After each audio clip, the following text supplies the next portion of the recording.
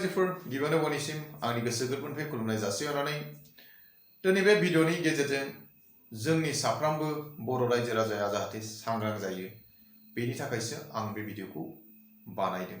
मानोना मैया हरनि 12टायाव मोनसे दुखुनांथाव जाथायनि खौरां मोनदोंमोन। बे खौरांनि सोमोन्दै सानै साफ्रोमबो बर' रायजो राजाया जाहाथे बे भिडिअखौ नायनानै एसेबाबो सांग्रां जायो, आं बेनि थाखायसो बे भिडिअखौ बानायदों। जि मुवाखौ लानानै आं दिनै नोंथांमोननि सिगाङाव फोरमायनो नागिरदों, बे मुवाफोरखौ जोंनि 100% बर' मानसिफ्रानो जायो एबा बाहायो, नाथाय गुबुन हारिया 10%आल' बाहायो। गोबां समाव आसामनि चिफ मिनिस्टारानो फोरमायबोबाय थादों, ससियेल मिडियाफ्राव खनबोबाय थादों, नैबे जायगानि बे आबादखौ जानो नाङा, बेखौ मोनसे हारिनि मानसियाल' आबाद मावो आरो बाहाय केमिकेल इउज खालामो, नंखायनो बेखौ जायोबा जोंनि देहाफ्राव खहा जानो हागौ होननानै गोबां समाव बिबुंथि होबोदों एबा ससियेल मिडियाफ्राव फोरमायदों एबा बयबो हयथ' गोबाङानो नुनो मोनदों। गोबां समाव ससियेल मिडियाफ्राव नुनो मोनो टमेट' फिथाइखौ गोथांखौ खानानै मारै फोमोननानै बाजारफ्राव फानो आरो बेखौ जायोबा माबादि देहानि थाखाय खहा जानो हागौ बेखौ बयबो मिथिगौ। सिजन जायैयावनो जि मोजां मोजां लाफाफोर ओंखारो, बे लाफाखौ जानायनि उनाव आंनि न'नि मानसिनावनो जादोंमोन बे जाथाया। जानाय लोगो लोगो खिनाय जादों, उदै सानाय जादों, नाथाय लकेल जोंनि न'नि गोबोरखि हासारनि मैगंखौ जायोबा उदै सानायबो जाया, बाजौनायबो जाया, जेबो उसुबिदा जाया।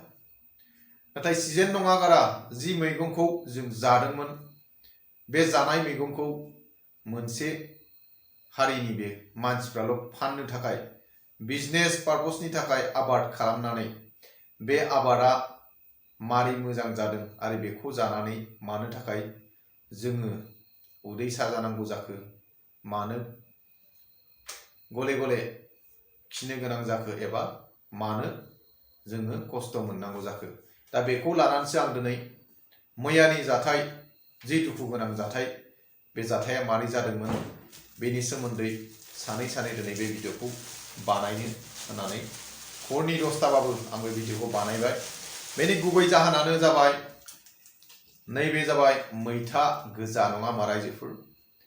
जोंनि 100% बर' मानसियानो बे मैथाखौ जायो, 10%सोल' गुबुन हारिनि मानसिफ्रा बे मैगंखौ जायो, बे मैथाखौ। दा बे मैथाखौ जानायनि उनाव मोनथिनाय बादि मैया जि जाथाया जादों, मैथा ओंख्रि जादोंमोन, जानानै गेस जादों, बेनि उनाव एडमिट खालामदों नार्सिं हमाव, नाथाय बेनि उनाव जिउखौ लाखिनो हानाय जायाखिसै। बे दुखुनांथाव जाथायखौ जानाय खोनानायनि उनाव दिनै सानसे थाला साननानै दिनै हरनि 10टा साराय 10टा समाव आं बे भिडिअखौ बानायनो गोनां जादों, जाहाथे रायजोफ्रा एसे सांग्रां जायो, जोंनि साफ्रोमबो रायजोफ्रा जाहाथे एसे गाव गावखौ खेल खालामो, बेनि थाखायसो आं बे भिडिअखौ दिनै हरनि 10टाबाबो बानायदों।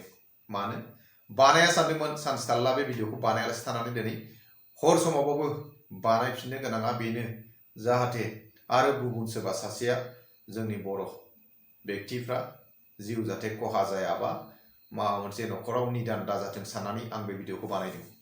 नायदो रायजोफोर, मैथाखौ बयबो सिनायखायो, नाथाय बेनि बिलाइफोरखौ नायदो, मोनसेबो एम्फौ जानाय गैया, साफा जि गुवार गुवार। नाथाय साफ्रोमबो बर' फिसानि न'आवनो बे मैथाया थायो, नाथाय जोङो गोबोरखि होसेयावबो, एथ' खस्थ' खालामसेयावबो बिफाङा बिलाइ निरौ जिरौ, आरो दाथ' बेरहांदोंसो, बिलाइ गांनै खिलिहांदोंसो।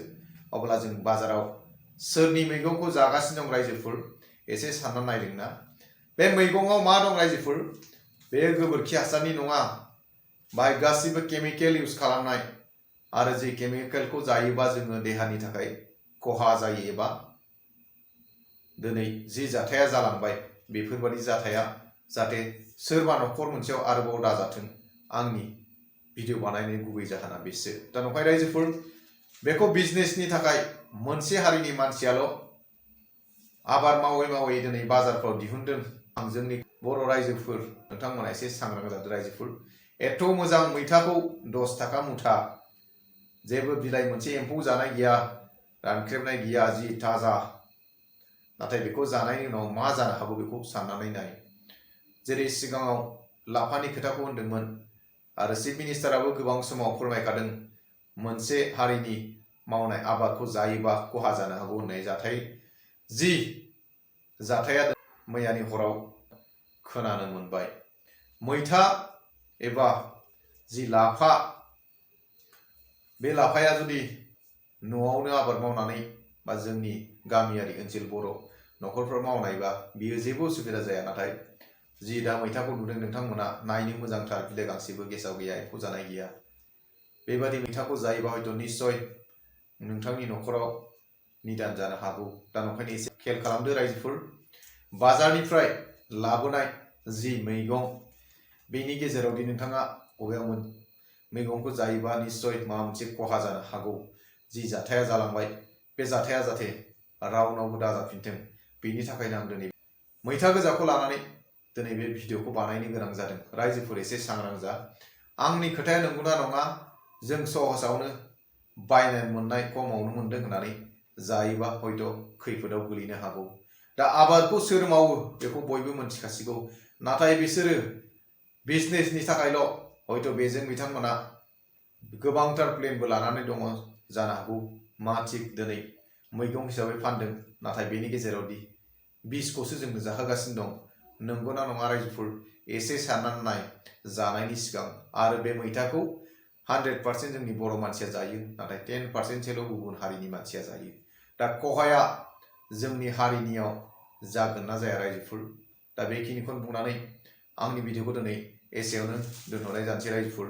एसे सांग्रां जा। खमावनो मोनदों होननानै जुदि जायोबा नोंथांनि न'आवबो खैफोदा फैनो हागौ। जाहाथे रायजोफ्रा एसे भिडिअखौ नायनानै सांग्रां जायो। आं सोरबा फाननाय एबा बायनायनि थाखाय जेबो होना, नोंथाङा जा बा दाजा बेखौबो होना। नाथाय परियालाव सासेनि माबा मोनसे जायोबा न'खरानो खहा जायो रायजोफोर।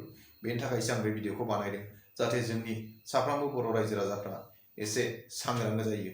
जि मुवाफोरखौ जायोबा जों माबा मोनसे खैफोदाव गोलैनो हागौ। जाहाथे रावनिबो जोंनि बर' फिसानि न'खराव जेबो खैफोद दाजाथों, बेखिनिखौ बुंनानै आं दिनै भिडिअखौ एसेयावनो दोनथ'नाय जाबाय। गोजोन्थों।